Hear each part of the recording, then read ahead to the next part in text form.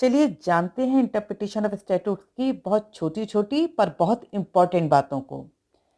देखिए, a statute is the will of legislature.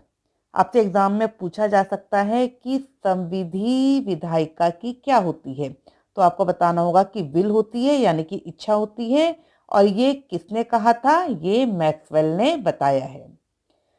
Then legislation is formal expression of the legislative organ of the society, या यहाँ पर society कीजिए कि हम मेनली स्टेट की बात करते हैं।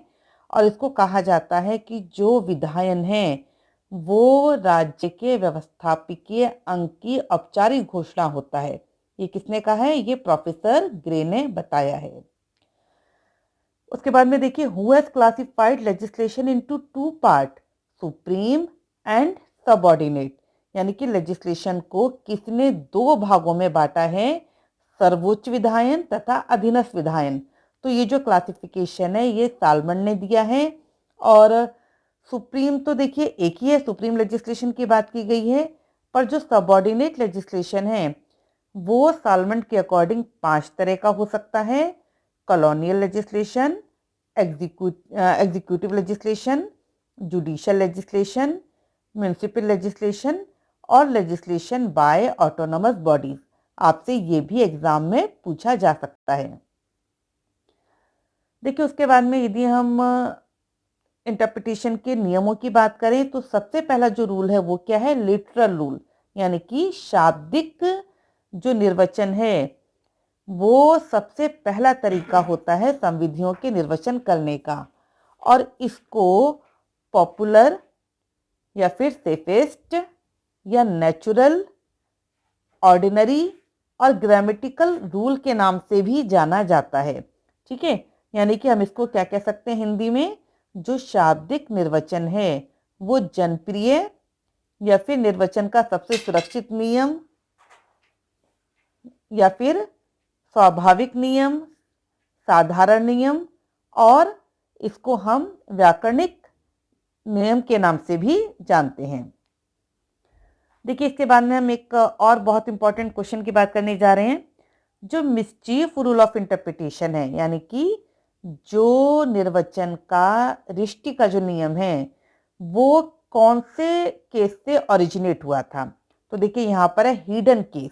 ठीक है, तो हमें यहाँ पर याद रखना होगा कि जो हेडन का मामला था और जो 1584 में हुआ था, लॉर्ड कोक ने उसको डिसाइड किया था, उन्होंने बताया था। तो हिडन केस किससे रिलेट है? मिसचीफ रूल से।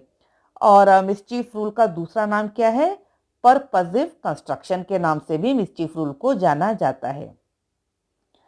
देखिए, जैसे कि मैंने भी आपको बताया था कि निर्वचन करने का सबसे पहला तरीका क्या है? शाब्दिक नियम। लेकिन जब जजेस लिटरल रूल को अप्लाई करते हैं और उसके बाद में भी लेजिस्लेशन का यदि इंटेंशन क्लियर नहीं होता तो वहां पर लिटरल रूल को मॉडिफाई कर दिया जाता है और वो क्या बन जाता है? वो गोल्डन रूल बन जाता है। यानी कि जजेस अपना लॉजिक लगा के मॉडिफिकेशन करते हैं और निर्वचन की सारी समस्याओं का समाधान करते हैं। इसीलिए इस नियम को स्वर्णिम नियम या गोल्डन रूल कहा जाता है। और इसका दूसरा नाम क्या है?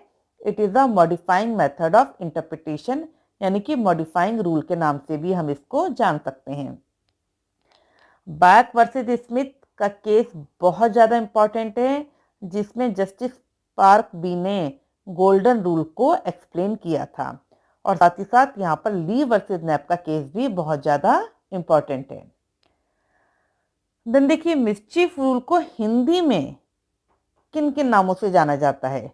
तो मिसचीफ रूल को हिंदी में रिष्ट का नियम, अनिष्ट परिहार का नियम और दोष परिहार का नियम भी कहा जाता है। देन इसके बाद में हम बात करते हैं इजस्डेम जेनेरिक। इसको की कहा गया है सजाती अर्थान्वयन और इसका मीनिंग होता है सेम काइंड, यानी कि उसी प्रकार का। और इन द लास्ट नॉसिटर ए सोसायस, ये भी इंटरप्रिटेशन में बहुत ज़्यादा इंपॉर्टेंट है और इसको हिंदी में कहा जाता है साचरेण ज्ञाते, यानी कि एक दूसरे के साहचर्य से जानना, to know from the association.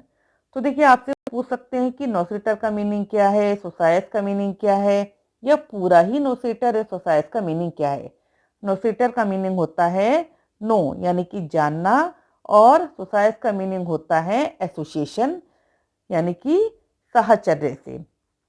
तो देखिए बहुत छोटी छोटी सी बातें थी, लेकिन आप लोगों के लिए यानी कि जितने भी लॉ स्टूडेंट्स हैं उनके लिए बहुत ज़्यादा इम्पॉर्टेंट है।